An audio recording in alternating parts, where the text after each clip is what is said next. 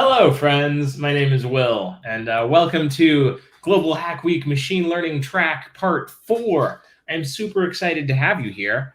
We are going to wait just a few more minutes to let folks show up, and then we will get started. Much to talk about today. Oh, hello, friends. Adam, it's so good to see you. I'm glad you're able to make it. Polar Void, welcome, welcome. Fancy Applebee, good to have you. Fleabag, good to have you. Question, will you be here still doing MLH lessons after this course? Yes, I really enjoy doing Global Hack Week, and so that is kind of a thing that I try most times we have a Global Hack Week. I try to pull through and do a machine learning course. It's obviously whenever it happens, I have to see what the schedule looks like and decide if it'll work out. But yes, I fully intend to do many Global Hack Weeks in the future. Floats and Boats, good to see you. Adam, I really appreciate you showing up, but you are allowed to go to sleep if you want. But I would suggest you stick around at least for 5 more minutes before, or until I show you, until I announce what I ended up tattooing. And so I think to build some drama, I will, I'll count down how many votes things got in reverse order. But yes, so we have lots of exciting things today. I'm going to announce what I got tattooed. I am going to play for you the bird song, which at this point is MLH tradition, or is this Global Hack Week tradition for me? Not really MLH tradition, more of a me tradition. We are going to kind of get serious, and I really like the past 2 sessions because we kind of learned a lot and played around. But in a lot of ways, we were kind of limiting ourselves just to stuff that we were coding up, right? And today we explore the power of being able to use like the big serious tools like TensorFlow and Keras. And so we will spend some time coding up a solution to that. I will admit, I'll flag that this, I think I mentioned this, is that the goal was to have the first 3 sessions be really beginner friendly and kind of take you through things like not super slowly, but kind of as slowly as we can go, given the format. And then today is the day that we might speed up a little bit. And so if you are concerned, I would say do not worry. But if there are moments where you start to feel overwhelmed, 1, please ask questions in the chat. That would be incredible. And 2, if it just gets to be too much, you can just hang out and just let it wash over you. I think just kind of sitting around and listening to people talk, even if you're not picking up everything, is a really underrated way to learn. So I would encourage you to stick around. Welcome. Good to see you all. Let's see. Oh, Polar Void asked a question. So I have officially given myself a swear budget of 1 swear word per stream or per Global Hack Week. And I don't think I have used it up. So yeah, I'll be on the lookout if there's anything that's particularly exciting or upsetting. I still have that in my back pocket. And I guess because a lot of our work today will be just setting up a model, and then as you will see, it will take a long time to train. I think we mentioned we have lots of fun things to do while we wait for our model to train. But we might play the bird song. I did mention that I could. So I'm actually trying to log into StreamYard on my phone, and if I could do that, then I could pull you around and give you the very short art tour of a very specific kind of art that I have started collecting. Because this is a very art-themed Global Hack Week. But another thing to throw out is I am sick right now, and so yeah, I was starting to feel not so great this morning.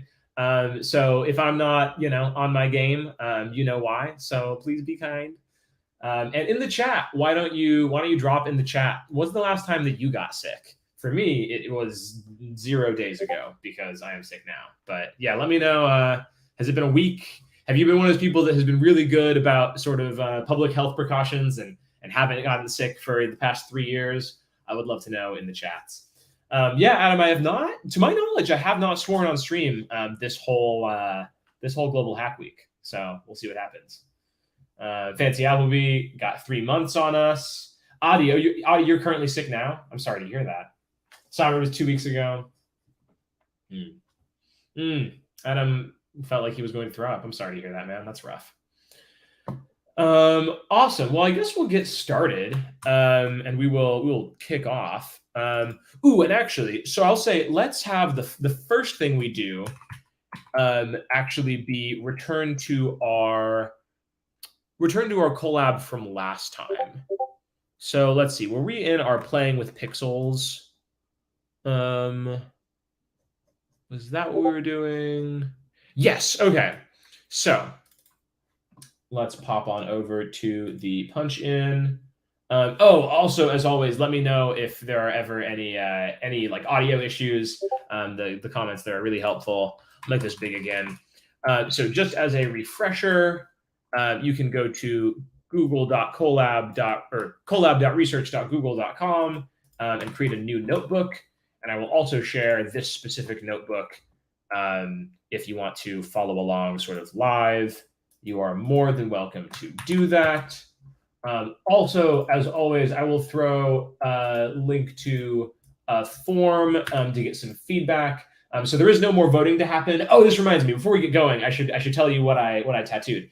In this new form, there is no vote for what I should tattoo, but there are two new ones. I'm both asking how fun this session was, and if you would like to, or if you have any ideas about what you'd want to do at the next Global Hack Week, if you have specific ideas for projects or just in general things you would like to see. And actually, let me just really quickly say, okay, I turned off limiting responses to this one. So if you want to submit multiple times, you're welcome to. So here is our little feedback form. Floats and Boatsum asks, is there a benefit to using Colab over Jupyter Notebook? So this is what I will say. In many cases, not really. In some cases, it's even better to be able to run Jupyter Notebook locally. And Colab is Jupyter Notebook.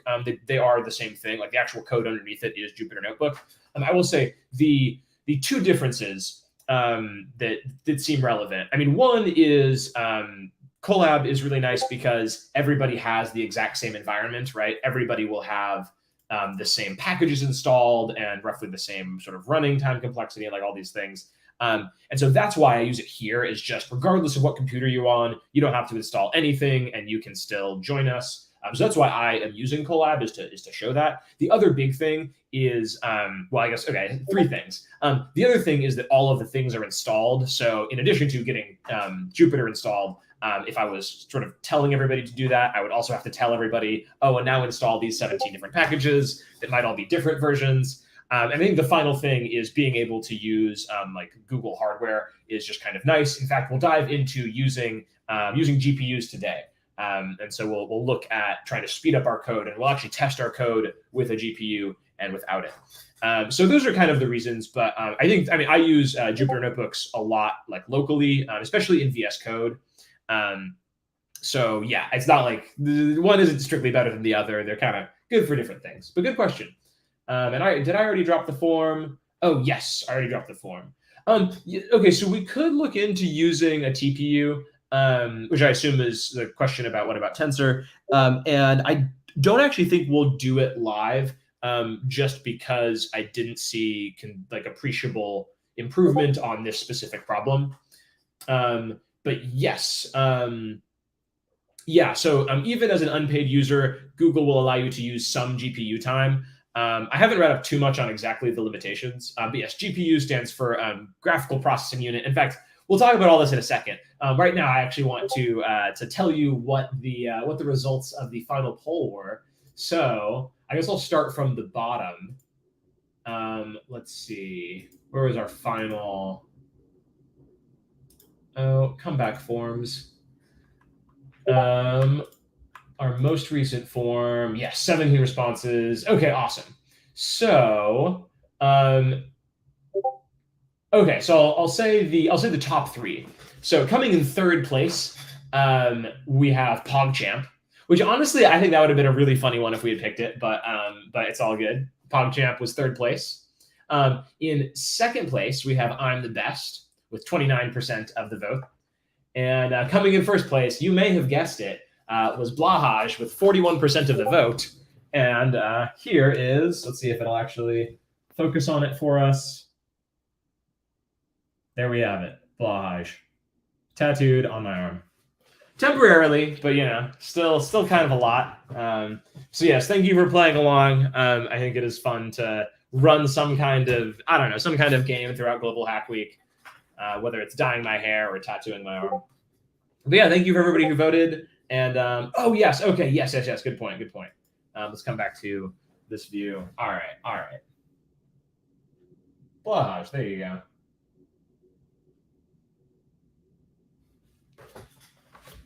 There you go. That's all I have. But yeah, thank you for participating in that poll. So now I think we've set the stage and we can jump back to our playing with pixels notebook. So I think just to get things started, we can do our what is it? Runtime run all. And we may, just like last time, so we're running everything again, just so we, define all our functions again and all that jazz. But I believe we had some training loops that actually took a while. And so I think at some point we'll get something that takes a long time or something that that throws an error, and we'll adjust. But the reason that we're coming back to this one is because I actually want to make our problem harder. So if you remember, 2 days ago, we built our own sort of toy model, which learned the sort of palettes of 3 different artists, and then predicted if a new work was from a particular artist using their palette, right? So we got like the 10 most common colors. But we were predicting between 3 artists, right? I believe we picked Van Gogh, and was it Rembrandt and Andy Warhol. So we're running through all of this. Awesome. Okay, yes. And so actually right here is where I want to get to. I imagine, okay, yeah. So this is our training loop. We can kill that. You can press the little pause button. That'll kill the training loop. And let's scroll back on up. So where do we define our list of artists? Is that further down? Oh, yes. Okay. So right here in this cell, if you can find this cell, we picked 3 artists, right? But I actually want to today look at predicting between not just 3 artists, but 5 artists, and actually make our task a little bit more difficult, right? And in practice, you might want to do this with 100 artists. And actually, at the end, remind me, and we'll talk about, maybe while we're waiting, we can talk about a special strategy if you're dealing with trying to classify like tons of artists, if you have thousands of artists or something. But so let's go back into our art folder here, and let's just pick 2 more to add. So what if we said, in addition to Andy Warhol, we can add, Albert Dürer is giving us issues. Let's do Edgar Degas and Henri Matisse. Why not? Why don't we? Henri. Oh yeah, I remember we're gonna schedule a whole other session just to talk about artist names and pronunciation. Henri Matisse, maybe?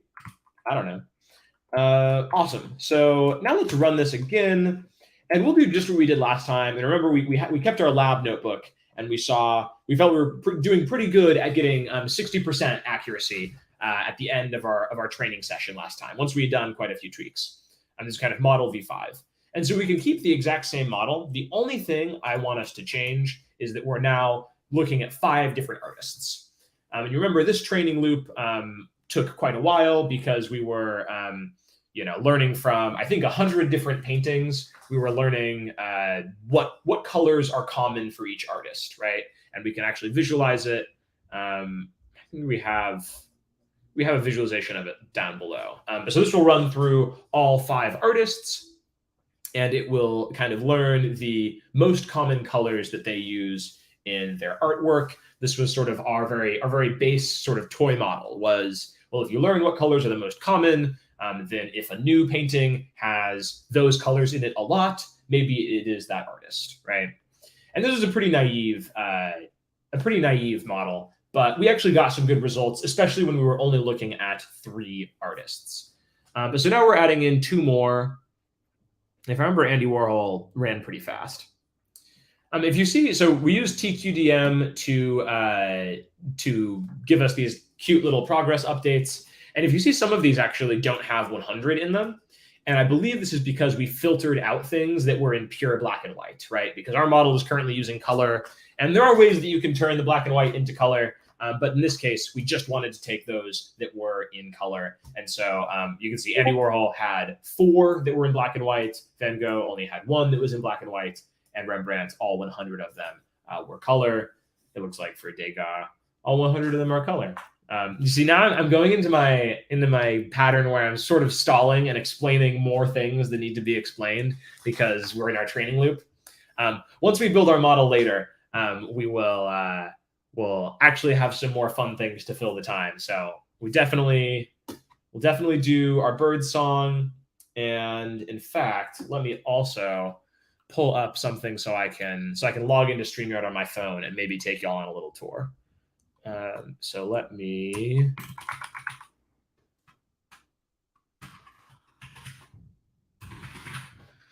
see if I can find that. Okay, awesome. So we are all trained up.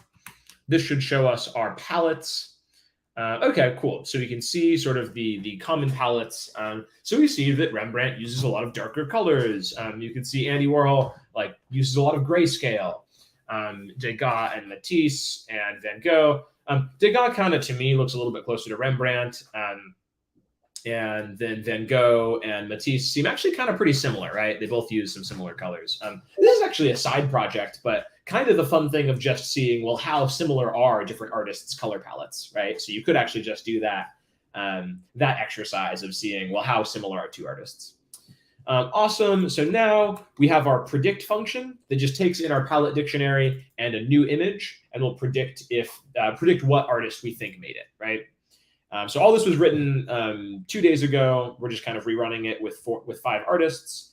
And if you are joining recently, I saw a few more folks joined. If you want to watch sort of and copy code while I'm coding it up, you're welcome to join us here. And so this will be our testing loop, where we are just going to test through, what was it, 10 artists per, or 10 works per artist? That looks like more than 10. Maybe that's 20 per artist. We could scroll back and see.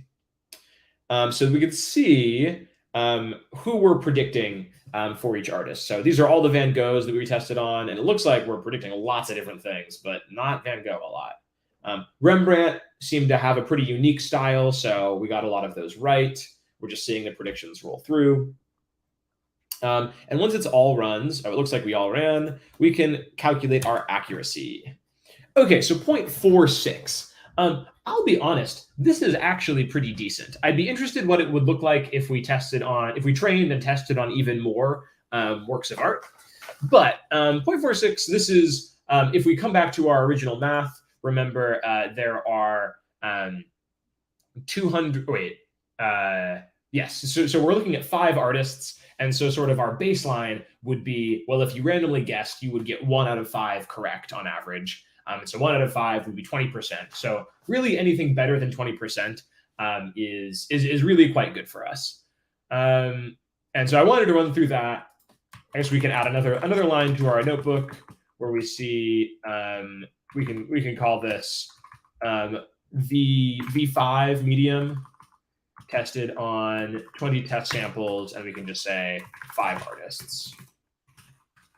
So we got an accuracy of 0.4. And I haven't done this in the past as much, but I actually really like doing this during Global Hack Week, just because it is good to model and see, oh yes, if you're running experiments, you actually do want to take notes on this. In fact, if we were doing this kind of more formally, I would say take much more in-depth notes, right? Save everything, like have a note on everything that you did, what pre-processing steps you took, and what your final model was. In fact, you can actually just save your model, so you can have that later to look at. But so, oh wait, not just 0.4, 0.46. Awesome. So now I actually want us to open a new Colab notebook. So you should be able to, oh yes, new notebook. So come over here to File and click New Notebook. And we can label this one Getting Serious.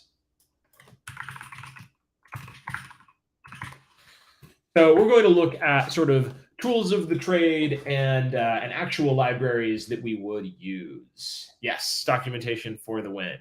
And actually, while we switch over, I'm going to take one more step to hopefully get StreamYard logged into on my phone. Oh, don't look at that. That was nothing. Okay.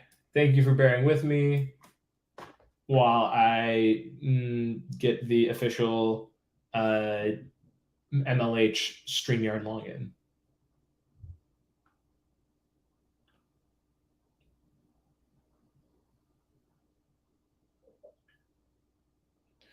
All right, give me 2 more seconds, and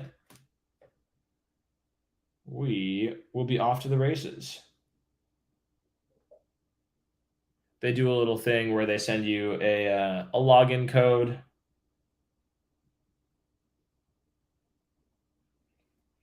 Boom. Okay, I think I should actually be, when the time comes, be able to jump on the phone. Oh, you could join as a guest. Oh, is this with the invite thing? Oh, that is very cool. Yeah, probably should have done that instead. But here we are logging in. Okay, so getting serious. And let me muck around over here for a second. Okay, so I want us to start by actually copying some things over.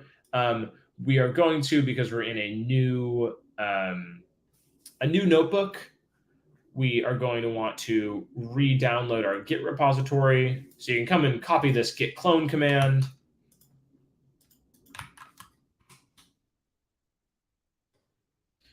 And that should take a second, but we can get that running.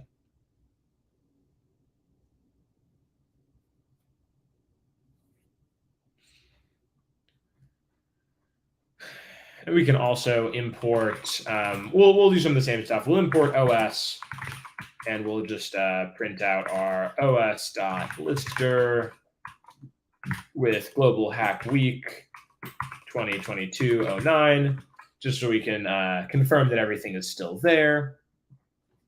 And then we're actually going to take a little bit of a left-hand turn, and I want us to import pandas. And so we actually, I don't think we looked at pandas in our intro to Python this time, because it's not as important. But pandas is a library in Python that lets you interact basically with spreadsheets. So if you have a CSV file, comma-separated variables, then pandas is a really nice tool to just look at all of your data and muck around with it.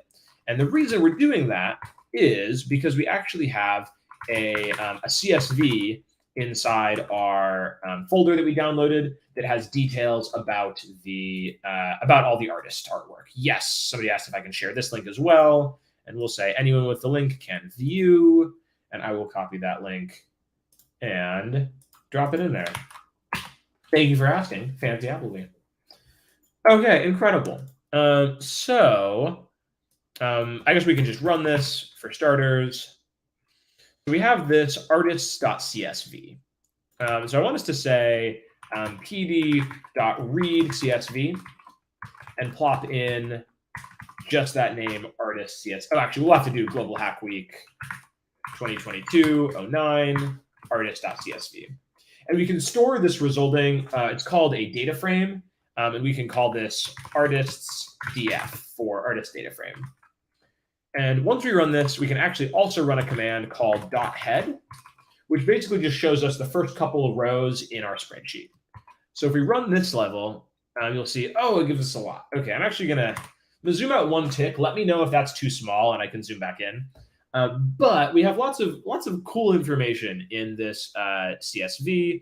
So we have the name of the artist. We have the years they worked. Lots of interesting stuff, and specifically the number of paintings that they have made, or the number of paintings in our data set. Yes, we love to see some Pandas fans in the crowd. Samurai, glad to know that it is fine. Pog. Oh, Floats and Boats. So do you submit PogChamp to the poll? I'm guessing you maybe did. Good stuff. So we can also actually use a attribute called shape. So shape just shows us basically how many rows and columns there are in our data frame. So we have 50 and 8, which means we have 50 artists total, and we have 8 paintings, right? And so we don't want to, at least for this project, we don't actually want to have to predict between 50 different artists. And one of the reasons is because a lot of the artists don't have that many paintings. So something we can do is we can actually sort our spreadsheet by the number of paintings they have done. and we can kind of just take a look at, well, how many artists have 100 paintings, and do some of the artists really not have that many paintings? So we can say artists df, and we can say sort values, another handy function for us, and we can pass in a by parameter, and inside a list we can say paintings. And so this will give us a sorted version of our data frame, which is quite big now. And in fact, I'm gonna go one more tick down, but I can zoom back in a second. But we just have a lot of data here. In fact, actually, maybe the way we do this is we don't have to zoom in. We can just include. So I'm doing 2 square brackets and then and then 2 square brackets inside that, and we can pass in a list of columns. So we can say, let's just look at name and paintings. Awesome. Okay, we can zoom back in now. This just shows us sort of the artists and sorted by their paintings, sort of going from lowest to highest, right? So we have Jackson Pollock, only 24 paintings, right? Keep zooming up. Okay. A lot of them have like 100 or more. At the very top, we have Vincent van Gogh with 877 paintings. And so if we try to build a model similar to our last model, because we're building sort of a bigger, more robust model, it needs a lot of data to feed it. And if one of our classes only has 24 paintings, it's going to be hard to really train that successfully. So something we could do is we can just get the subset, and in fact, I'm going to clear the output here just so we get rid of that. So what we can do is we can get the subset of all of our artists that have more than a certain number of paintings. And for this today, I'm just going to arbitrarily choose 300 paintings. So let's say artists, we can say artists pop as the most common artists. So we'll grab our artist df. And this is a little bit of a nuanced thing. So you can put some square brackets, and then inside here, we're going to write artists df again, and then some more square brackets. And so we're going to say paintings greater than or equal to 300. So what this is doing for us is basically, we can show top artists again, but it's basically saying, okay, figure out for each artist if they have more than 300 paintings, and then by putting this inside of our square brackets around artist df, it says only give us the rows where they have more than 300 paintings. So if you run this, and actually I want to again only get, let's say, name and paintings. Awesome. Okay, so now we have a cute little list of, what is this, 6 artists. So we have Van Gogh, Picasso, Renoir, Dürer, Degas, and Gauguin. Let's see how to pronounce Gauguin. Paul Gauguin. Gauguin. Huh. Okay. Paul Gauguin. That is not how I would have guessed that. The French are wild for that one. Unless that name isn't French, in which case, I'm sorry, I guess. Okay, so we have just grabbed just the artists that have more than 300 paintings. We can also do something, we can say .reset index, which will just reset. Here they have a bunch of their index number, and we just want to say reset index, just to say, hey, we're only using these from now on. These are the ones we care about. Awesome. Okay, so now we're going to do something that is going to be useful to us later. So even within this, even just looking at the artists that have pretty good, or that have a pretty large number of paintings, we don't actually have equal sizes of them, right? And so one way you can think about this is, oh, well, if I just always guess Van Gogh, I would actually be doing better than I would if I always guessed Gauguin. And so what we can do is we can actually assign class weights to say, hey, actually care more about Paul Gauguin so that your model doesn't sort of unfairly focus only on Van Gogh. This is something that I think we're going to come back to, but actually for the time being, I'm going to skip. But I just want to call out any time where you have an unbalanced data set where there's one kind of label that has a lot of samples and another label that has not as many, you might want to think about getting weighting, producing class weights to sort of readjust for that. But for the time being, we are not going to do that, and we're going to charge ahead. But we might come back. Okay, so now we're going to do a little bit more mucking around to get the data that we're actually going to use to train. So similar to last time, we can create a variable called imagesdir, which of course is global hack week -2022-09/art. And then we can go inside that and we can say artistdirs is just the list of all directories inside of our imagesdir, right? So you can jump in and just see this for yourself. Because we have Global Hack Week, we have art, and then inside of this, these are all of our artist directories. And so what we're going to do is we're going to use our lists of artists that we decided that we care about. So we can say, actually, we're going to have to do some pre-processing because right now these are in their own format, and inside our directory, they have a different format. They still have the capital letters, but they also have underscores instead of spaces.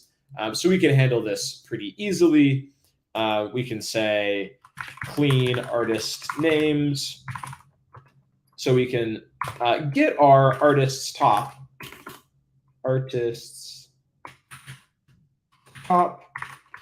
and we can get the column of names, which if we just to show you what's in here, just to confirm, if we just look inside there, it is just our list of Van Gogh, Picasso, Renoir, Durer, Degas, Gauguin, as I now know.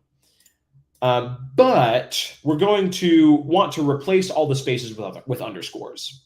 So in order to do this on a data frame, we can use .str, which basically says consider this column as if it was a string, because technically data frames consider strings to be objects, which is true. But this is just telling our data frame, hey, I want you to consider this column to be a string. And then we can say .replace. .replace is a very common string function in Python, but we can just say replace all our spaces with underscores. At the very end, we can just say values, which will just get us the actual values without it being a data frame anymore. So let's run this and just see our clean artist names.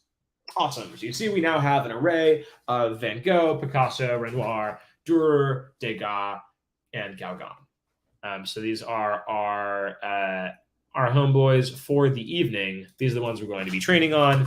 And we can just loop through them. We can say for name in clean artist names. And now we can check to make sure they're in our directory. They all should be, but we can say if os.path exists. And now we're going to actually create the artist directory. So we can say artist directory is equal to, and we can say os.path.join, which just joins a directory name, something else. Fleabag asked up here, what does .values do? So at this point, even after we've called replace, this is still a data frame. It's like a section of a data frame. It's, I think, technically a Pandas series. And .values says, just give us the raw data inside it. It's just a little bit cleaner for working with. Otherwise, you have to iterate through a series, which also has an index. So yeah, this basically just gives us a clean array, which we can loop through just like a list. Good question. Okay, so we have our artist directory, which is going to be our, let's see, it's going to be our images directory. And then we're going to join our clean artist name. We would say clean name here.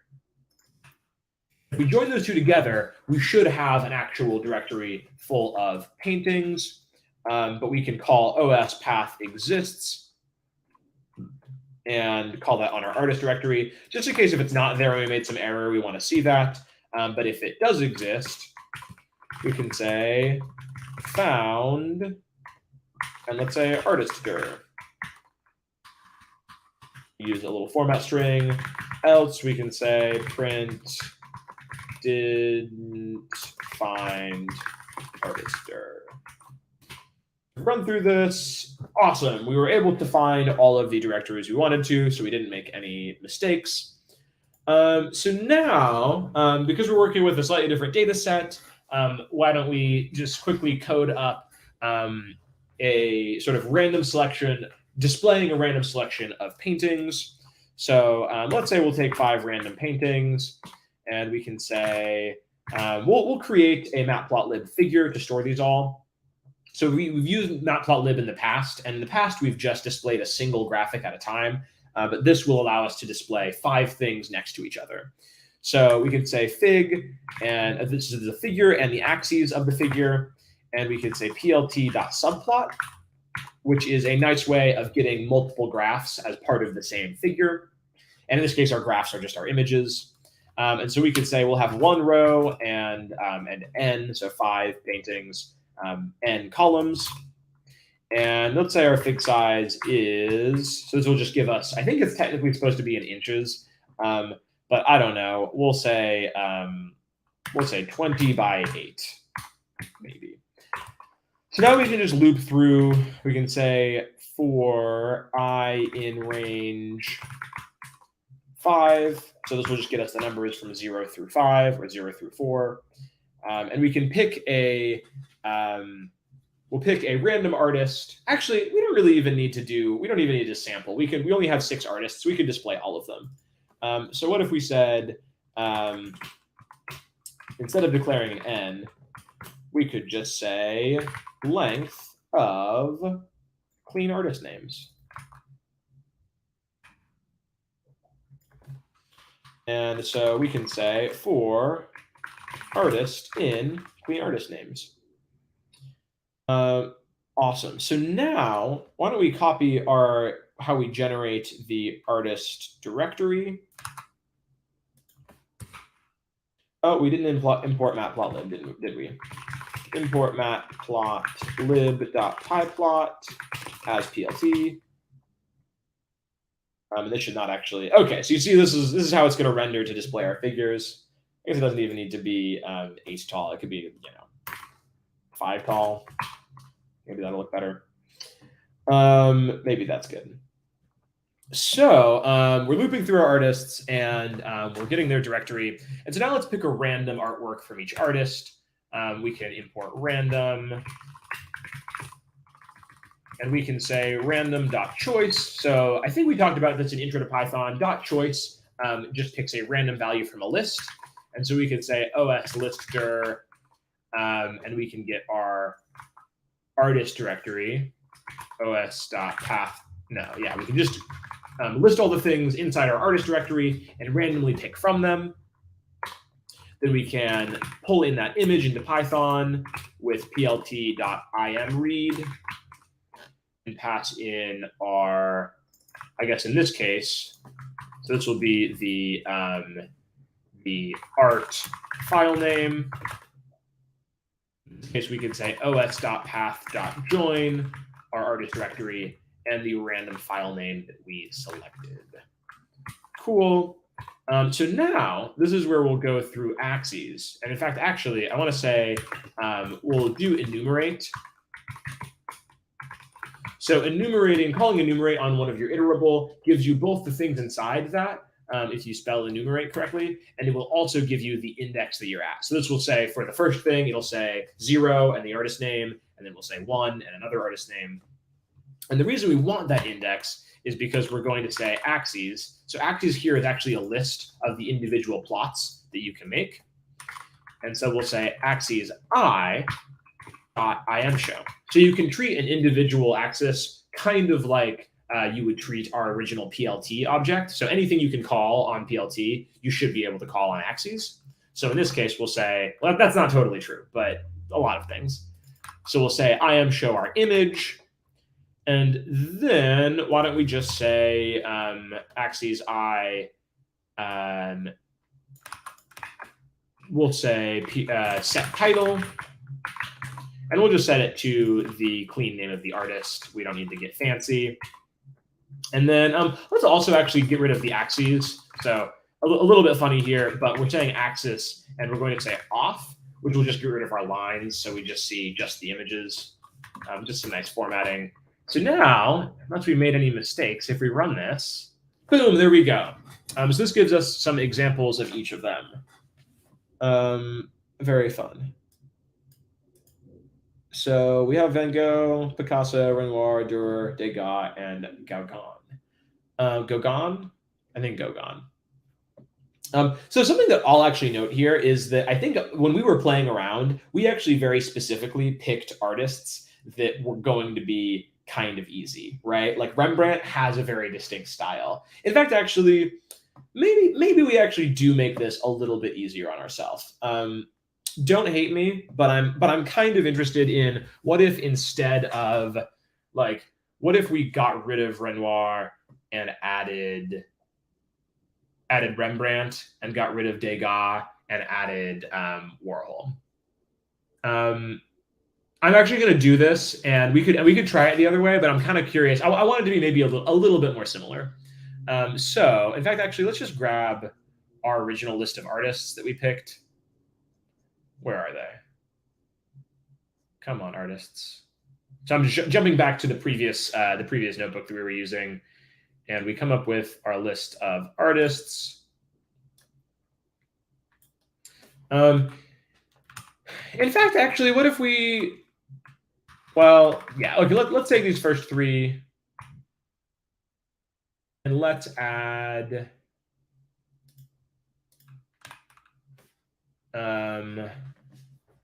What if we add Durer?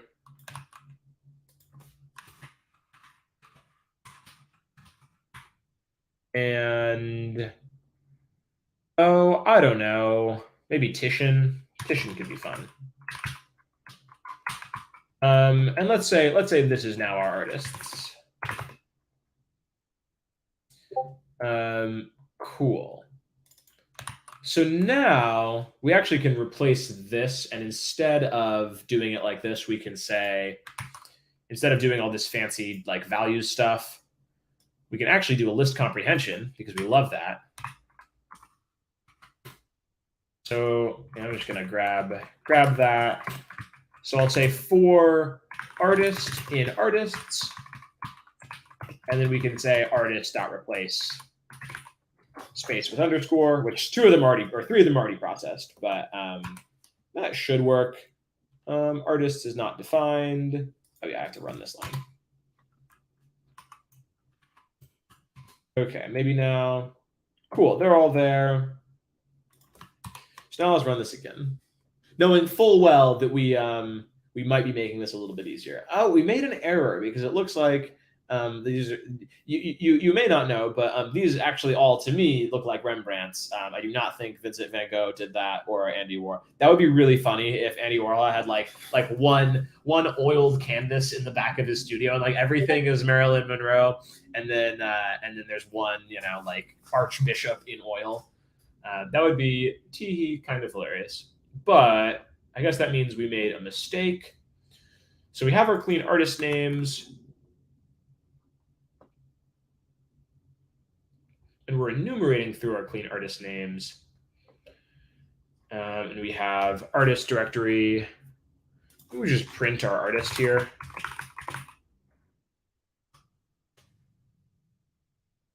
Art file name. Oh, this is because we're calling this artist now, not clean name. That explains it.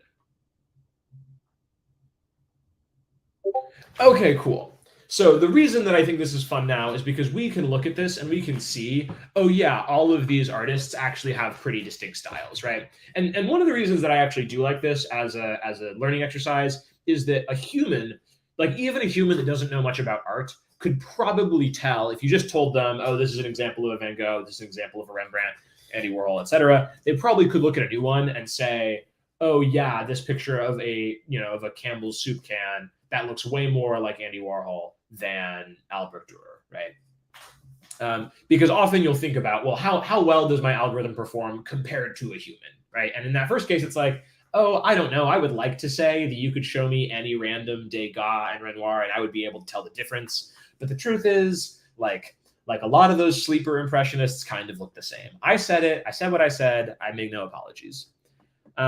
Which is actually, I guess, kind of the reason that we pulled through here and looked at some examples. I also see that we're getting long on time, so I actually am going to try to jump ahead and let's actually start building a model. So I've alluded to this a lot, is that when you're really building sort of a production model, you're going to want to use tools built by other people. So Google has this library called TensorFlow, which is a really, really powerful library for building machine learning models. And we could go in deeper if you have specific questions, but the short version is we're going to be using a part of that library called Keras, which basically allows you to, for lack of a better word, like do surgery on your AI and just pick what you want to plop in there. Yes, you can use TensorFlow in Jupyter. Yeah.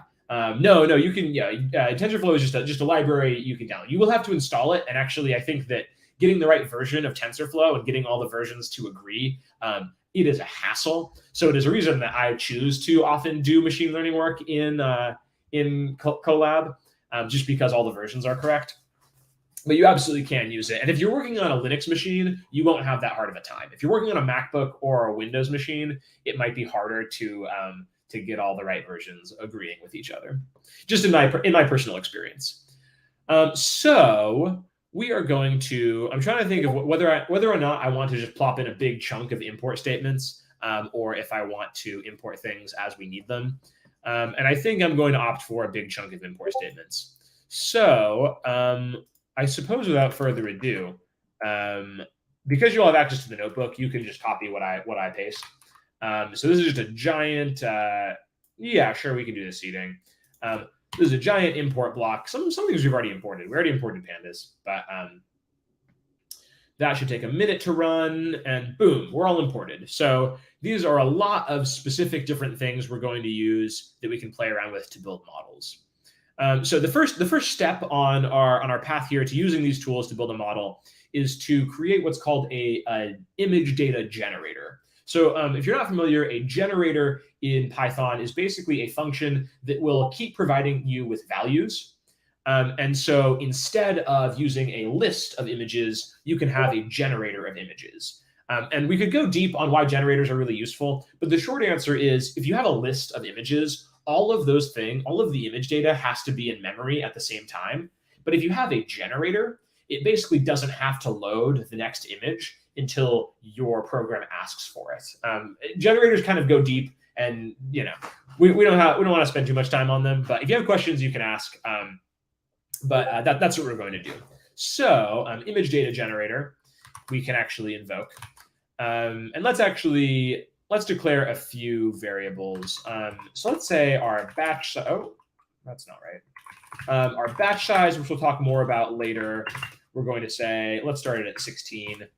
Our train input size. So this is going to be the size of images that we feed in. And we're going to say, for starters, let's say, let's say 128.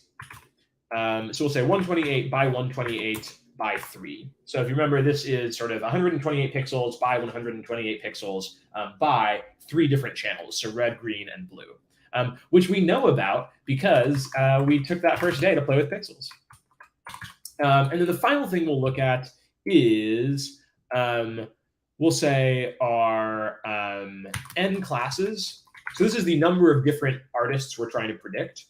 And this, of course, is just going to be the length of, what did we call it? Did we just call it artists up here? Yes, the length of artists. Okay, awesome. So we just declared some variables we're going to use later on. But now we're going to create an image data generator. And so this will do the work of going and picking up our images and actually doing some fun pre-processing on them for us. So in here, we're going to pass lots of parameters. The first thing we're going to pass is a validation split parameter. So I think on Wednesday, we alluded to this. And we said, hey, we have a train set and a test set. But in the real world, you actually want to have a train set and what's called a validation set, which is basically the idea that when you finally test, you want that to be data that your model has never, ever seen. But when you're just kind of running and experimenting, you want a separate data set that you're not training on, but that you can sort of iterate with and play around with. So this is going to be the data set we're going to use to train, but it's called a validation set because it's not our final test, sort of. So we can say validation split equals 0.2. Let's see. We can also say,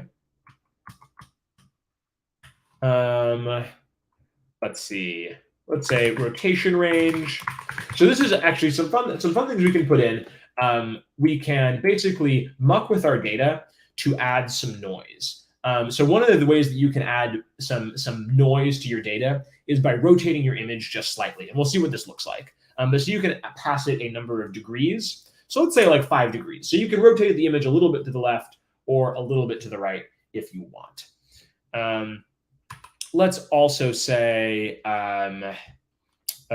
zoom range. So zoom range also is you can zoom in or zoom out a little bit. And we'll say, let's say 0.01. So it could become 1% bigger or 1% smaller. And then finally, we'll say horizontal flip equals true. So it's allowed to flip it horizontally. And vertical flip is also equal to true. So it's allowed to flip it vertically. And all this is to say that your model should be able to tell if like who the painter is, even if the painting is upside down, or even if it's squinting at it, or even if it's viewing the art from like an angle, right? Awesome. So now what we're going to do, now that we have an image data generator, and I guess we can call this our train data gen.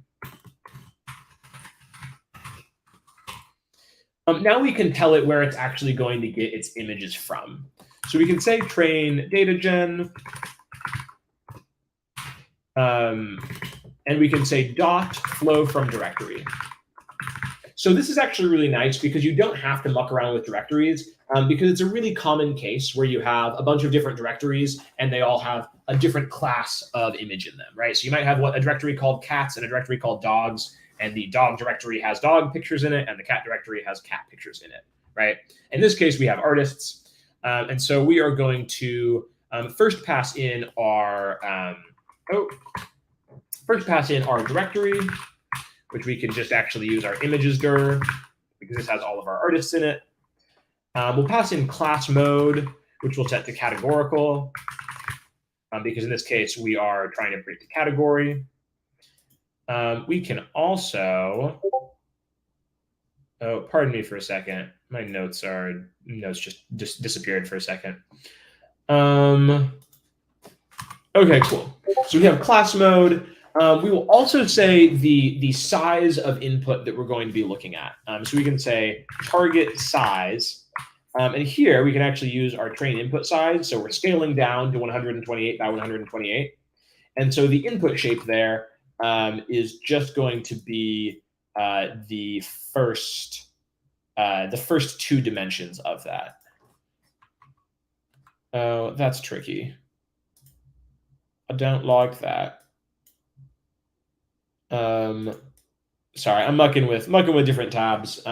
Is this actually maybe actually I just move this up here.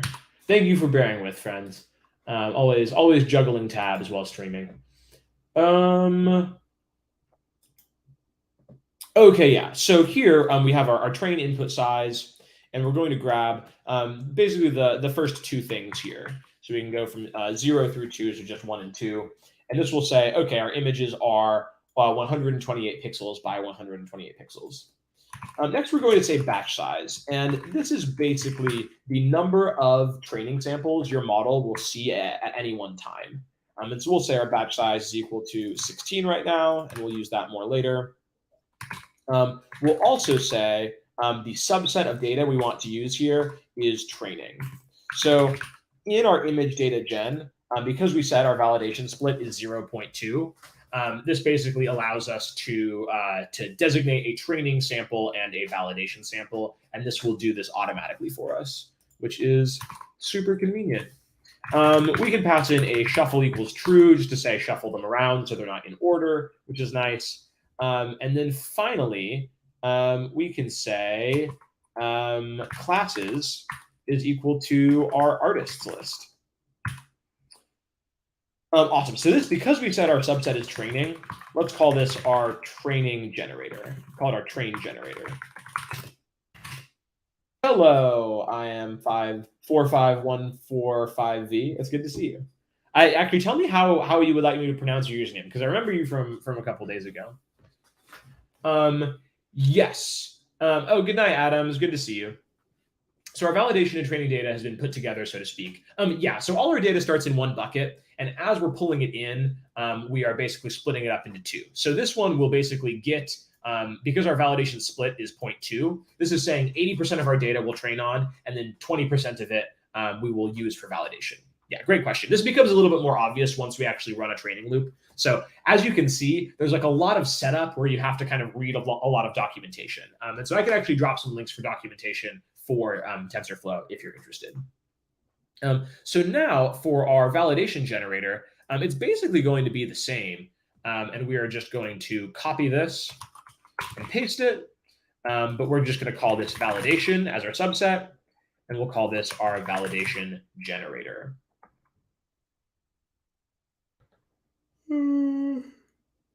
Excuse me. It is getting a little bit late here in Seattle. Okay, awesome. So now, let's see. I guess we'll calculate our individual train and validation step sizes. So let's create a variable. Actually, we'll give it all. Yeah, let's create a variable called, not step size train. And we're going to get train generator. We'll have a property just called n, which has how many things is in our train generator. And we will integer divide that by our train generator batch size. This is basically how big is each of our batches. And then we can do this, do the same thing for validation. And so we can say validation generator, how many samples do you have? And how big is your batch, which should be the same size. And so now we will just print out our step size for training and our step size for validation. So this will say basically for every batch, how much are we doing? So when we're training, every batch will have 78 things in it, approximately. And when we are testing, everything will have 19 images in it, approximately. Yeah, I mean, it's 8 p.m. here. I don't know. I've had a long day, y'all. My parents were in town yesterday, and so I gave them the nice bed, and I slept on my little pull-out mattress. So not great sleep. Y'all, we don't have to compete for who's the most tired, okay? Also, I'm sick. I told you to be nice to me today. Okay, cool. So we've created our generators, and these are basically fire hoses that will feed data into our model that's training, right? And before we get training, I just want to really quickly see what does the image generation look like. We said that it can add some noise to it. So let's see. Let's do a similar fig and axes, and we'll set that equal to another instantiation of subplots. We only need two because we'll just show before and after. And we'll say fig size, I don't know, 20 and 10. Fig size each equals. And let's do, I guess we'll do another random selection of artists or of image. So let's grab, why don't we grab Van Gogh? So we'll say our artist is Van Gogh. And we will do random.choice. Let's see. Test artist equals Van Gogh. We'll get a random image from Van Gogh. Say random.choice os.listdir, just like before. And we'll do os path join images dir and test artist. This is just, again, grabbing a random image. Let's see if that works. Oh, yeah, big.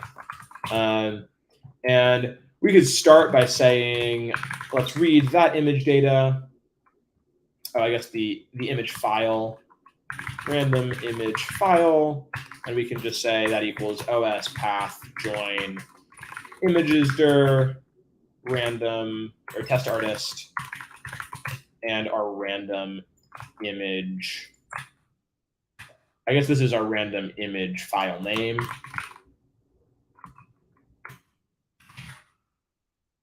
And this is technically our random image path. So now we can read our path. This is just telling us exactly where it is in our directory structure. Oh my goodness, Mary! It's so good to see you. It's so good to have you on a stream. Welcome, welcome. We are doing our sort of final day where we get really deep in the weeds and train up a model to predict what the artist is based on a work of art. Everybody say hello to Mary. Awesome. So we have our random image path. So we can read that in, and we can have our image. And let's just say axes 0, I am show. So we're just going to look at our original image. And then our training data gen, we can actually do the transformation. So we can say random transformation. Actually, I want to make our figure smaller. Let's just say, let's say 10 and 5. So we can do a random transformation, and we can call this our transformed image. And we can just IM show in our second graph this transformed image. And maybe, just maybe, oh, did I misspell random transformation? Oh, it's not random. Wait. Oh, yeah, it's just random transform.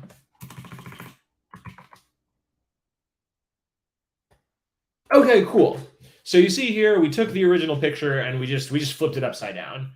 We ran again. It might give us a different random transformation. Okay, here it flips it horizontally, and it looks like it rotated it a little bit too. Oh yes, I am. Yeah, so I did this at the very beginning. I did because the people voted and they wanted. Oh wait, I'll make it full screen again because yeah, some folks joined after this part, and we tattooed Blahaj onto my arm. Of course, it is a temporary tattoo. I didn't go that crazy, but yes, here we are. Okay, so we have added random noise to our images. We have made them all goopy, which is super fun. And so now I think we're ready to actually build our model.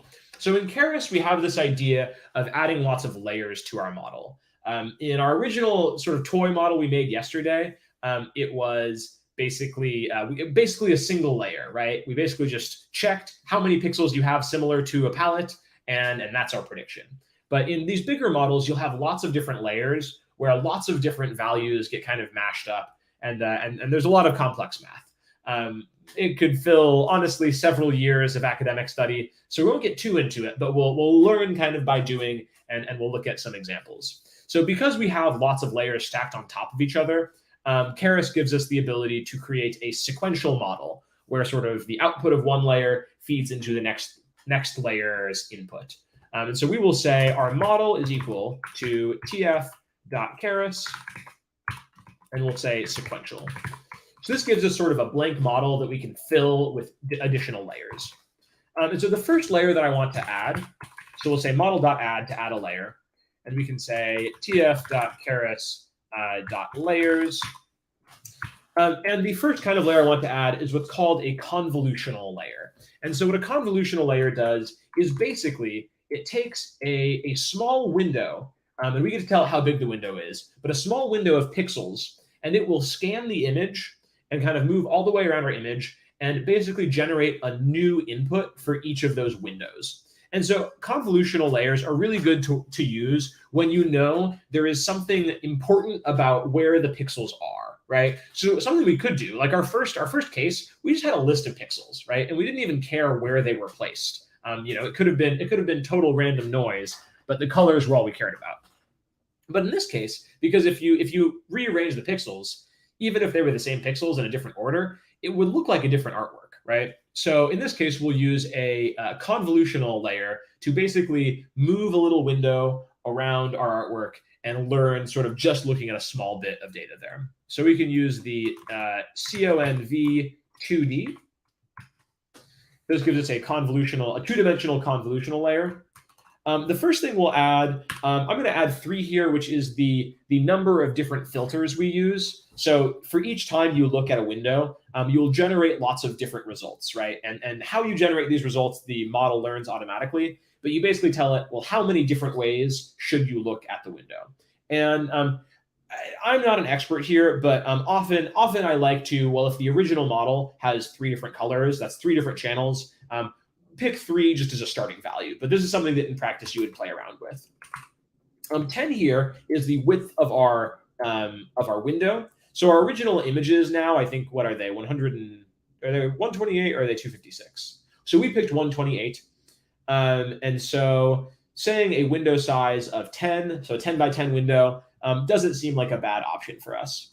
And then finally, inside this layer, we will say input shape. So it needs to know what kind of shape of image to expect. And we will say train input shape, which we defined up above. Awesome.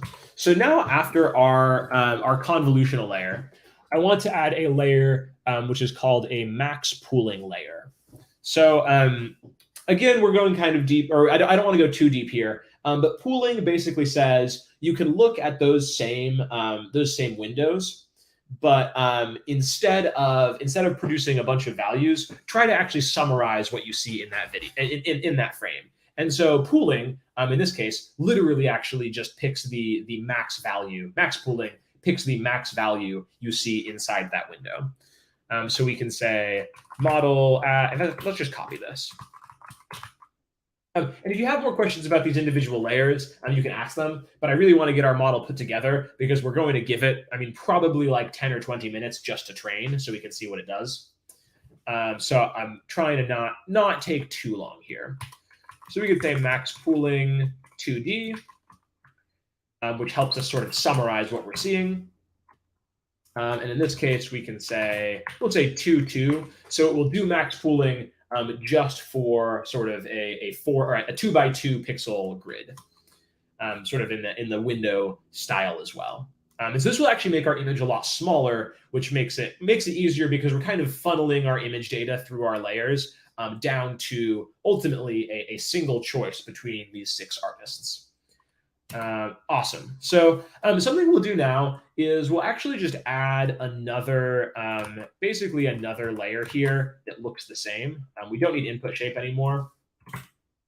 But this, and in this case, maybe we even make our convolutional window a little bit smaller. So maybe now instead of 10 pixels, we make it 5 pixels because our image has gotten smaller. And then we will do max pooling again. This allows you to, for every layer you add, you're able to capture sort of higher level things, right? So maybe your first layer is just figuring out, well, what do the lines look like? Do the lines look more like sketch lines or do they look more like brush strokes? And the second layer might be looking at, well, what kinds of shapes do we have? Do we have a lot of angular shapes or do we have, have a lot of smooth shapes? And the more layers you add, sort of the higher level ideas your model can grasp. And remember, last time we talked about this idea of capacity. And in our simple model, the only capacity we could add was just by adding additional colors in our palette. But this is basically all we're doing right now is giving our model more capacity to learn different things. So now at this point, we're adding stuff. I'm going to call model.summary, which just shows us a summary of what our model looks like. Oh, train input shape. What did I call that?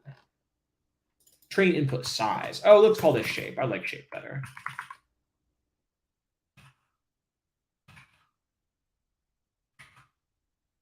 And I guess we'll rerun that. Okay, so you get this super cute little printout of basically at each level what your model is doing. So here you see the shape of the data that your model is working with. None just means we don't know how many individual images we're looking at one time yet. But we're looking at after we do our convolutional layer, we're looking at 119 as our like the size of our image, and it still has 3 RGB sort of channels. So why is it 119? I'll take just 2 seconds to explain this. But the input shape after you do a convolution basically is going to be your original input size, which for us, remember, our original input size was 128. But you're actually going to, I believe the math ends up being, well, in this case, it's pretty easy. It's going to be however big your window is, you're going to lose just 1 less than that in your size. And you can think about this because you can't have your window sort of go off of the edge. And so you end up with a little bit of buffer on each ends that doesn't get included in all of the windows. We could dive deeper, but today is the day that we kind of move fast and break things. So our size hopefully makes sense. As we do max pooling, our image gets much smaller. And then now something that's really common that you'll see is after you do some convolution, first we can actually flatten it. So this is the first steps here. We're looking at the image as a 2-dimensional image, but we can call tf.carots.layers.flatten to just give us that single list of numbers. So we start with a few layers that care about the shape of all the pixels together, and then we can flatten it out. And let's say model add, and now we're going to add a dense layer. So a dense layer basically says you don't have to look at things that are close together, just look at everything sort of at the same moment. It's not exactly true, but it is sort of close enough for our purposes. So we'll say carots.layers.dense. And here you just have to say, what is the output size you're looking for? And why don't we say 128 is our output size here? Awesome. And then because 128 is still pretty big, we can add another dense layer with maybe 16 neurons. And then our final layer, we'll add 1 last dense layer. But this, instead of 16, we're going to say n classes, which is the number of artists we're trying to pick from. And we'll also pass in what's called an activation layer, and we will use softmax. We could quickly look at softmax, but it is just a function that helps you turn a bunch of random numbers into probability values.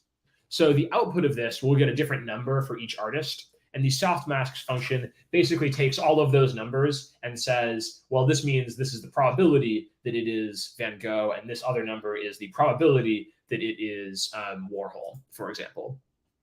And we'll run that again, and that will be, not flatter, but flatten. And that will be our model.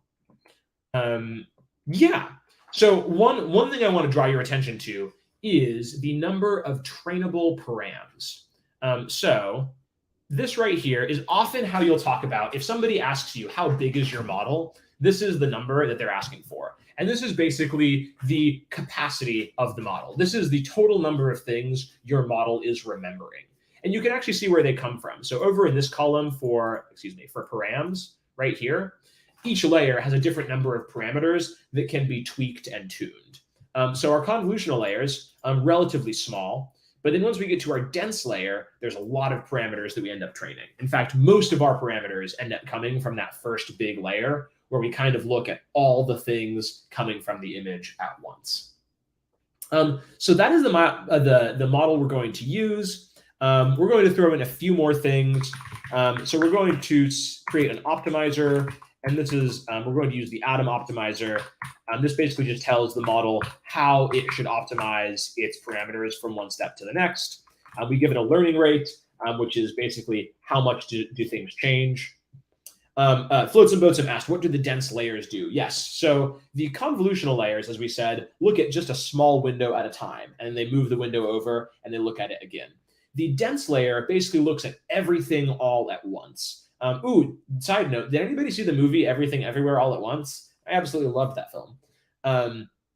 But that is what a dense layer does, is basically everything is connected to everything else. And this means it is both powerful, it can learn almost anything, but it means it has it takes a lot of data and a lot of space, right? Because it has a lot of different connections that all get their own number. Awesome. So then this dense layer takes all of the output of that dense layer and sort of trims it down to only 16 values. And then our last layer trims it down to only 5 values.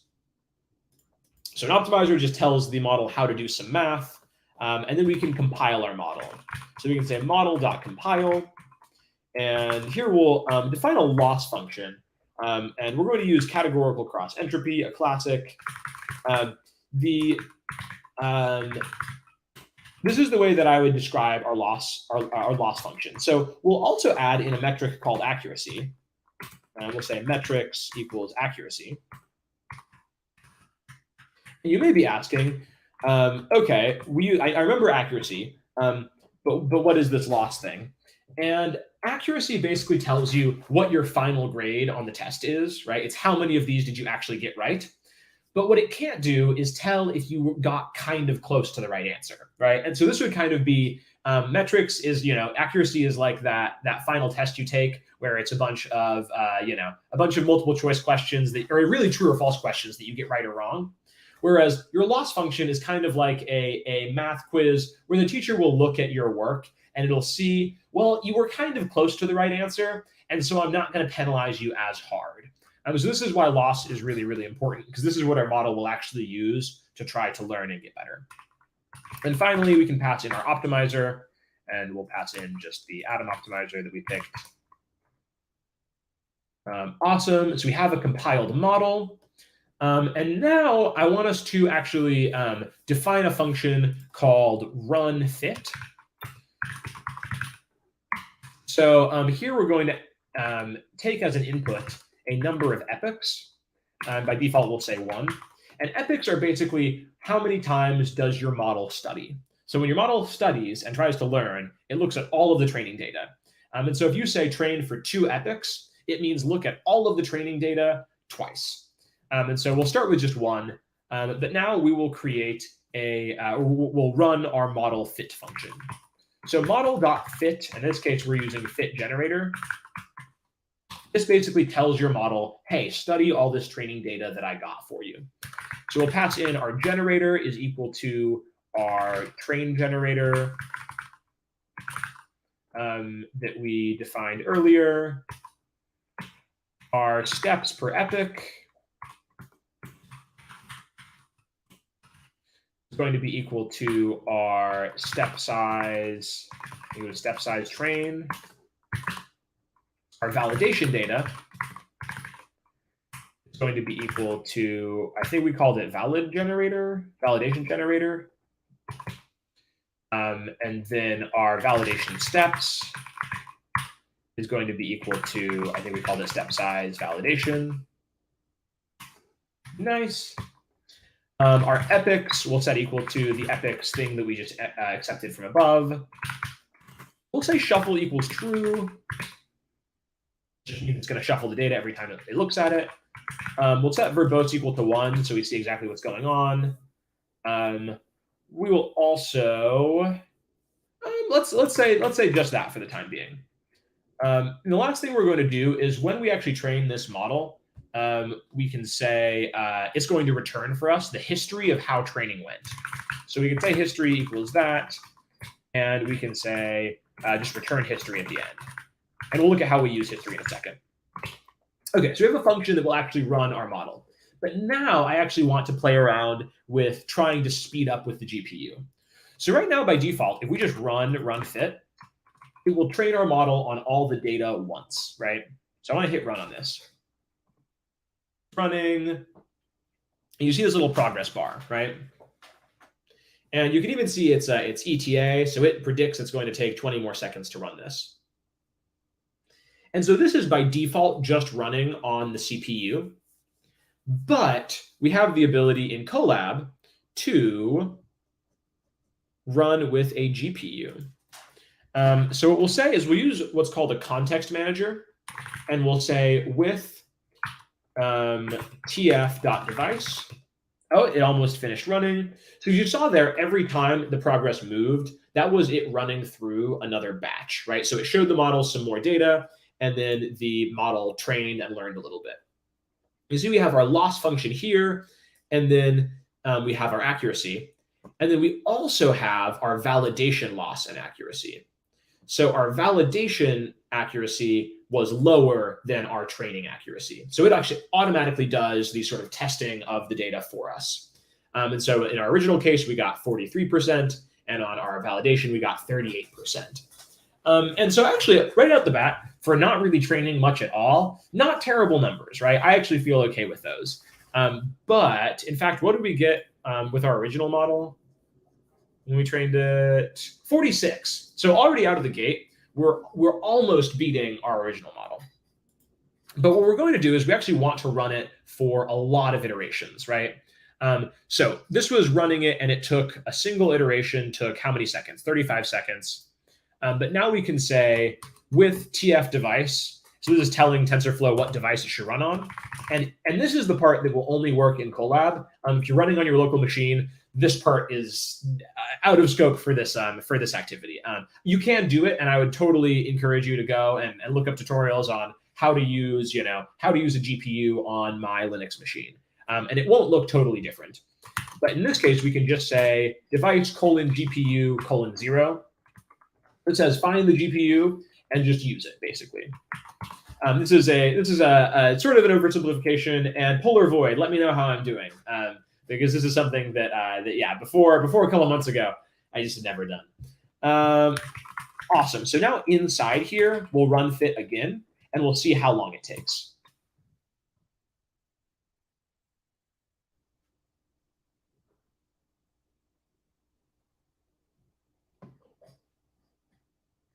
Come on. Come on. I also wonder, maybe we actually want to use multiprocessing. That might actually give us a better differential.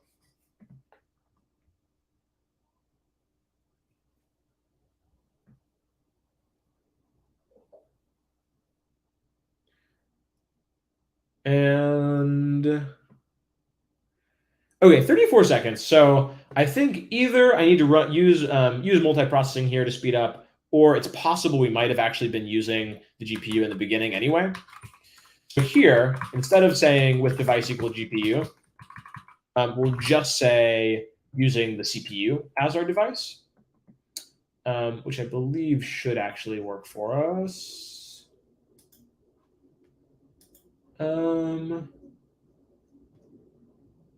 CPU: 0, I think, is the right notation. I also want to actually pop in and use multiprocessing. So this basically just allows the model to train using multiple cores at once. So we can say use multiprocessing equals true. And for workers, I think in this scenario, there's actually not a ton of downside to saying a relatively large number. We'll say workers 16. Yeah, we can make sure. Let's see, manage sessions. Oh yeah, we actually did not turn on straight up did not turn on the GPU. So we should be able to. No, hardware accelerator. Here we go. GPU. Fancy Alchemy, thank you for calling that out. Yes. So you actually do have to come over here and pick your GPU. And while we're at it, why don't we pick high mem? This might actually make us. It might make us restart. I think we do actually have to restart and rerun everything. Oh yeah, actually our data got deleted. So we'll rerun this stuff.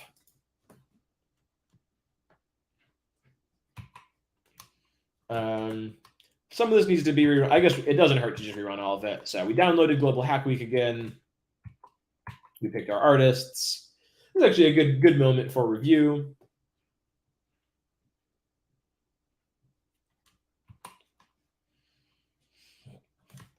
I will admit, I know I told y'all I was feeling sick today. My throat is killing me. I'm gonna have to take an ibuprofen. There is a run all option. Yes, I just historically have been really averse to the run all, and I'm not sure why. I mean, it certainly is. I think I just like I like for me reviewing, but it is a little bit irrational of me. I think also it's actually kind of nice to, if something breaks, then you want to be able to see it and fix it. Okay, so now we're running with the CPU, and then we will try separately using a GPU, and we'll see what happens.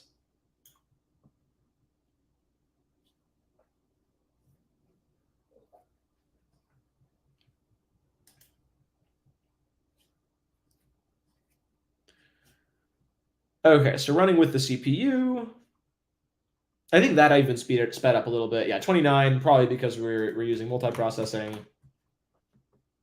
But now with our GPU, big money. Come on. There's also this question of how parallelizable is your model. And this is something that does get pretty dense pretty quick. But there is a big question of, well, some models, it is just harder to use a GPU on. Okay, decent speed up there, 18 seconds versus 29. So we are going to be able to train a little bit more, a little bit faster in this scenario. Then we come over, we can look at our validation loss and accuracy, and already we're hitting 50% accuracy, and our loss is 23. So here actually our train accuracy and our validation accuracy are pretty dang similar. In fact, actually, let me kick up. Oh, that was actually zoomed in a lot. I guess we can get rid of that for starters. Cool. So now I actually want to rebuild our model just so that our history is cleaner. So let's create a new model, recompile it, run it. And now using our GPU, I want to run it again, but let's say epochs equals 20.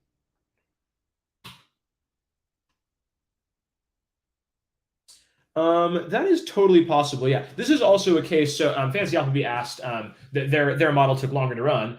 Also, props to you for actually running it. I love every moment that I'm like, oh yes, they're actually following along. I'm always like, yes, you go. But yeah. So one possibility is the high RAM. The other thing is I actually do pay for Colab Premium. I'm just it's a service I use, doing my own kind of personal projects. And they are a little bit picky and choosy about how much GPU they give you. So yeah, you might have limited access to GPU, and I might have less limited access. So it is actually flying. We might actually not need to stall for a long time. I will still play the bird song for you, but given that my well-being is falling off a cliff, we might see what we get, play some ukulele, and wrap up and call it a day. Okay, so you can see our accuracy on our training set is steadily going up, and this will actually be the things that we can graph really easily with our history.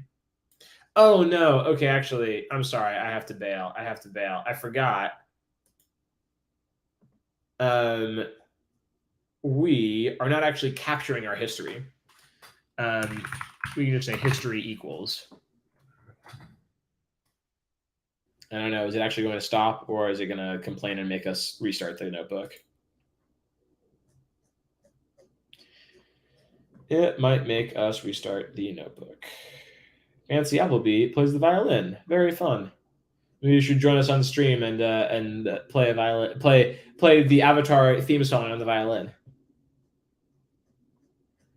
Okay, I am actually just going to restart the runtime. This just kills it because I think we got into a weird state there.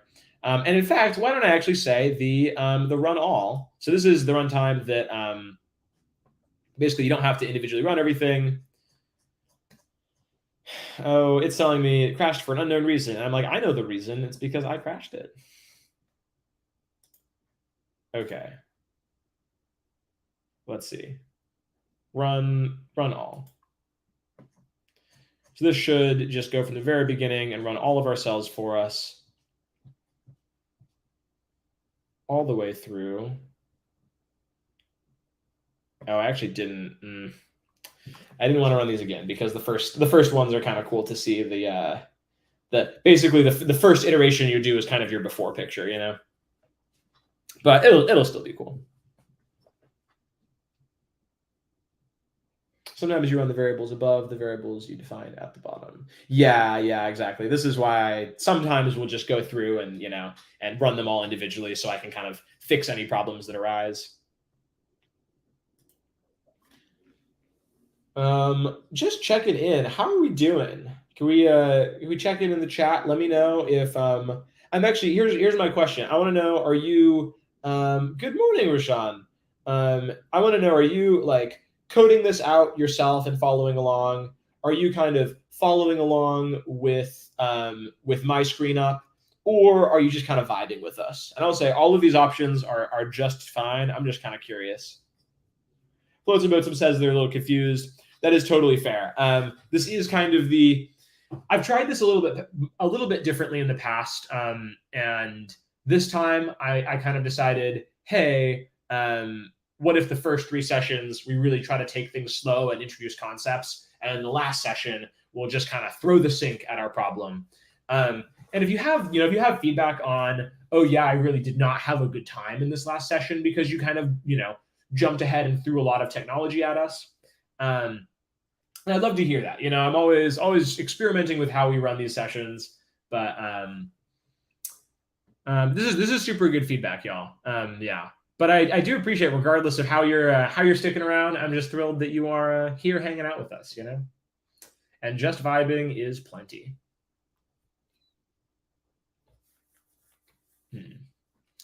So if you remember, let's just jump back to our original silly model.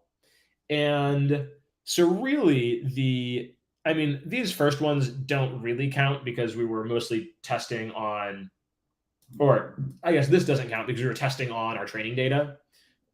But so of all of these different ones that we tried, the best accuracy we got was 60%. And that was only on 3 artists, right? 46% when we tried to tell a difference between 5 artists. And now, even if we come over and look at our validation, our validation accuracy is already up to 62%. You can see, like right here, validation is already jumped up. And so we can feel pretty good about that. And I think we're on Epic 13 out of 20. I guess also, this is a thing to throw out on just hey, I'm kind of confused, but I'm coding along and I'm following along. So I obviously know what a lot of these functions do.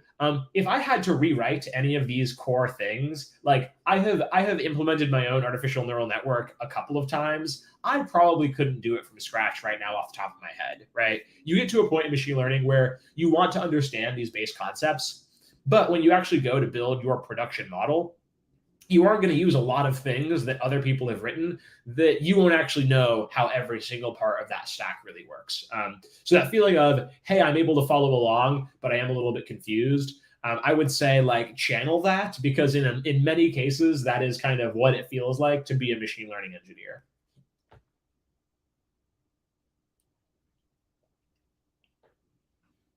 Cool, Fleabag. Good to hear. Love that we're all sticking around and hanging out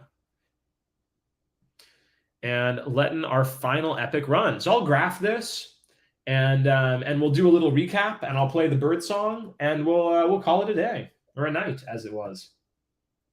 Okay, so before we look at our final results, I just want to show you how to graph the history. So history, if you just look at it, okay, it's a history object. But all of the metrics that we produced, so we have, I think, loss here. Oh, no. How do we actually access the history? It is in, what is it? History. Oh, it's history.history, y'all. So silly. So this is basically the log that our model kept while it was training. You can say history.history. You can access things like loss. So this is kind of how loss changed over time. History.history just, okay, it is just a dictionary. So you can get the keys from our history dictionary. You can see all the things it collected. So it collected loss, accuracy, validation loss, and validation accuracy. So we can say plt.plot, and we can plot our we can say history.history val loss.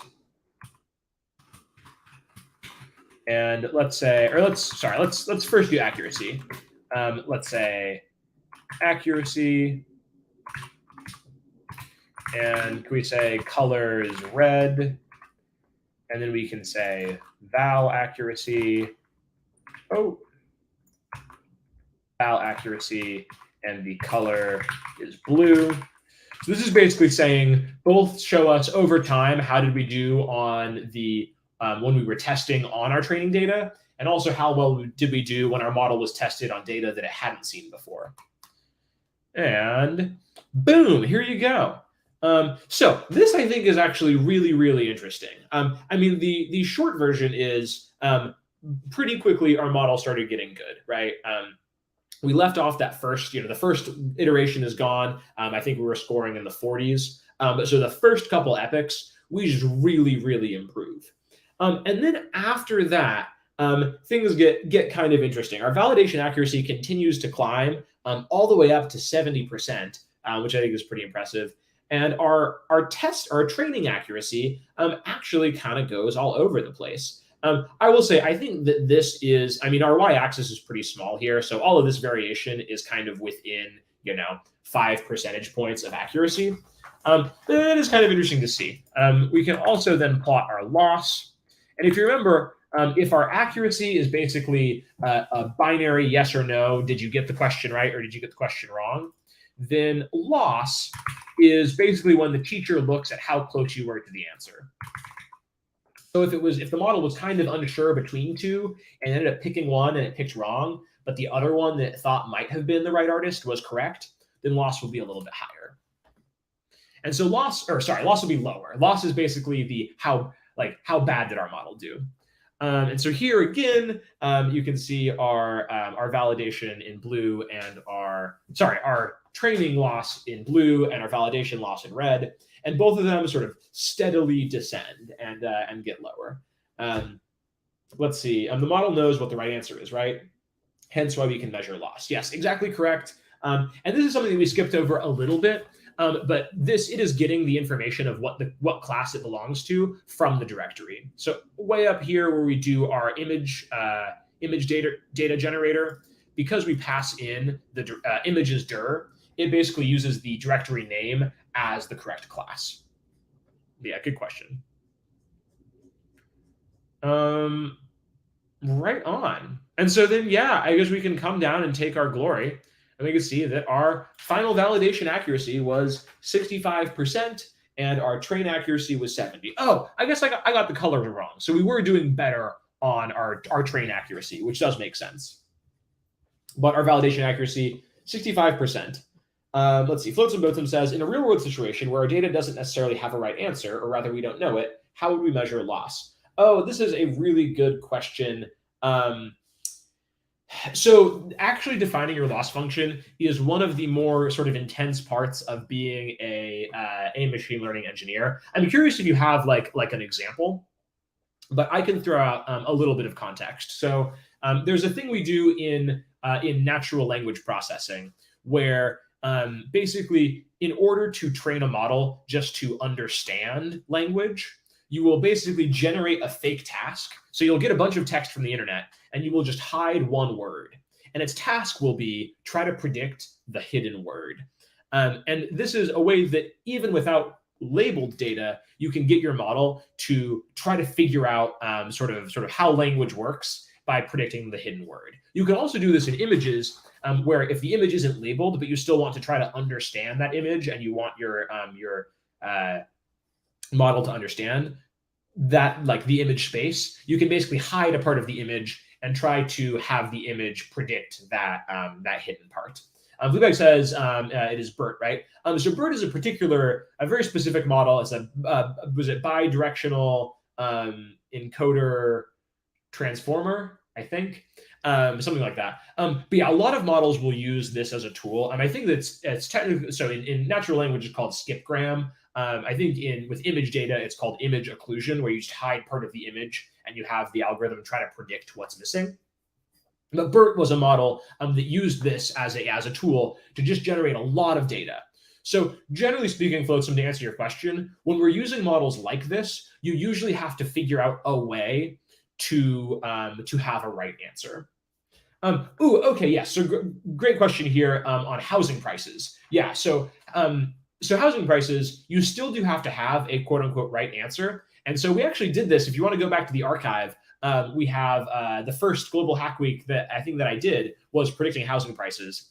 And there, usually what you'll do is you'll look at historical data, and the right answer will be how much the house actually sold for, right? So we'll use basically market data and say, well, this house sold for, $100,000 or whatever, and that will be the right answer. And so the way that you end up using that, it is different because that's what's called a regression problem, where you're not trying to pick a class, but you're trying to pick like a value, right? And so that's the difference between classification and regression. And you do have a different loss function. So there, your loss function might be something like the average error. So it's like, okay, on average, how many dollars were you off from the right answer? But yeah, we could, I don't know, we keep talking. If you have more questions, I'm happy to answer. But we'll probably wrap up in a second here. Fancy Applebee, where's the archive? So I think the easiest place to find it is to go to, just be on the Twitch channel. I can even pull it up. So Twitch TV, I'll turn off the. I can even pull it up. Oh, this is very meta. So Twitch TV, I'm sure I'll turn off the. I can even pull it up. I'm sure the audio was terrible there for a second because I didn't kill it yet. I guess I could have killed it there as well. Double killed. This is weird. But you can... Oh, wait, you can't see this, can you? You can probably hear it, but you couldn't see it. Okay, here we go. I'm time traveling. So if you come down, I think click on MLH and to videos and to all videos, I think that everything is stored here. And you should be able to scroll down, and I wonder if it actually only keep the last few. Just search for machine learning. Oh, that actually is, well, maybe we could search, yeah. Machine learning. Not episode 1, just machine learning.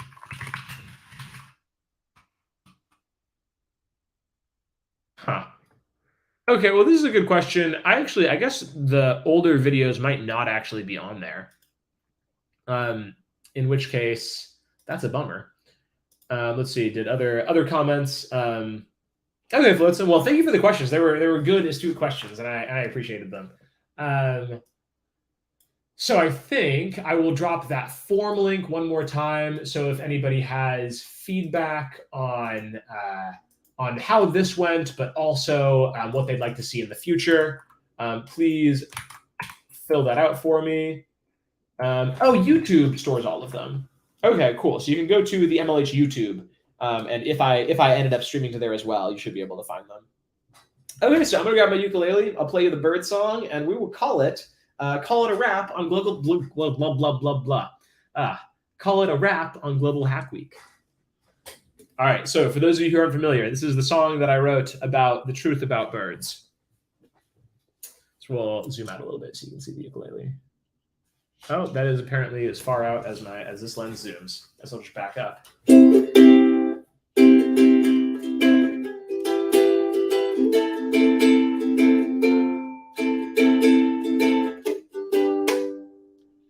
I am so unsure about so many different things that I have heard, but there's one thing of which I am certain, that the US government invented birds. They are fake, you can see it in their eyes. They're the NSA's favorite little spies.